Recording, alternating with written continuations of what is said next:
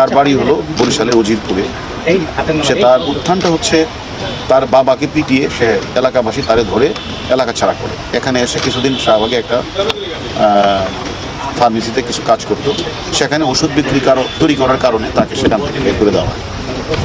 এরপরে সে একটা পর্যায়ে কিছু লেখাপড়াও করে সে মিঠু হালদার নামে একটা নার্স, যে নার্সিং যে পেশা নার্স, তাকে বিয়ে করার পরে সে তখন তার স্বপ্নে আসলো সে একটা ওল্ড অ্যান্ড চাইল্ড একটা কেয়ার সেন্টার সে স্থাপন করে। এরকম একটা আসলো, তখন তার ওয়াইফকে নিয়ে সে মিরপুর এলাকায় একটা child and old age care নামে একটা প্রতিষ্ঠান খুলে। এখন সেখানে খুলে আসলে এই যে তার বাচ্চা শিশুদেরকে নিয়ে আসতো, আর বৃদ্ধ মানুষগুলি যারা সেখান থেকে গরিব তাদেরকে নিয়ে আসতো। এরকমভাবে আপনারাও দেখেছেন বিভিন্ন মিডিয়াতেও, সোশ্যাল মিডিয়াতেও ভাইরাল হয়েছে। সেখানে এগুলি সে প্রকাশ হয়েছে এবং সে বলেছে যে আমরা সেখানে অপারেশন থিয়েটার আছে, সেখানে মানুষকে সে বিভিন্ন ধরনের সেবা। তাহলে অপারেশন থিয়েটার থাকে হাসপাতাল থেকে, তারও তো লাইসেন্স থাকতে হবে, সে লাইসেন্স নেই। সে বেশিরভাগ কারণ সে রাতে লাশ দাফন করে। তখন তাকে জিজ্ঞাসাবাদ করা হলো যে আপনি রাতে লাশ দাফন করেন কেন? সে বলে যে আসলে না হলে তো মানুষ আমাকে বিভিন্ন প্রশ্ন করে, এটা সে উত্তর দিয়েছে।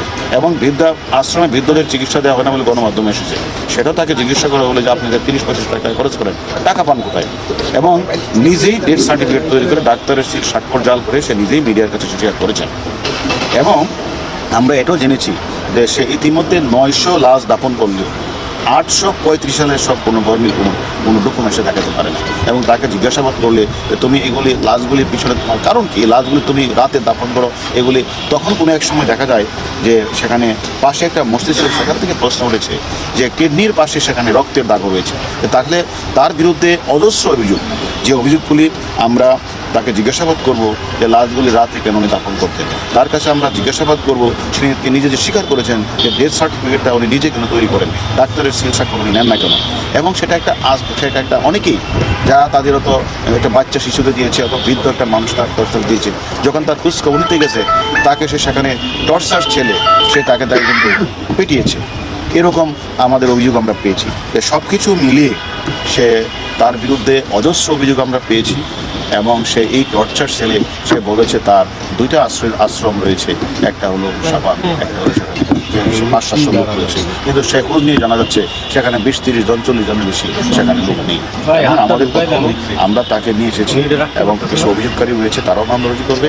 আমরা তাদেরকে রিমান্ডে নিয়ে জিজ্ঞাসাবাদ করব যে কত সংখ্যক মানুষ তার এনে চিকিৎসার জন্য গিয়েছিল, কত সংখ্যক মানুষ মারা গেল, সে কি আসলে এই সকল তার তথাকথিত থিয়েটার ইয়ার নামে সে সেখান থেকে সে যে স্থাপন করেছেন, সেখানে যে ভিতরে সে যে অপারেশন থিয়েটার, সেই অপারেশন থিয়েটারের মাধ্যমে সেখান থেকে কিডনি বিক্রি করেছেন কিনা আপনারা যে অভিযোগটা করেছেন সেটা আমরা তদন্ত করব। এবং কেন সে নিজে ডেথ সার্টিফিকেট নিজেই স্বাক্ষর দিয়ে তৈরি করেছেন, ডাক্তারের স্বাক্ষর কেন নেন নাই, সেটা আমরা খুঁজে বের করবো। এবং বেশিরভাগ লাশ তিনি দাঁড়াতে দাফন করলেন কেন, এবং তিনি 2টি আশ্রমের কথা বলে শত মানুষের রাখার কথা বলে সেখানে কোনো লাশ নেই, সব কিছু আমরা তদন্ত করে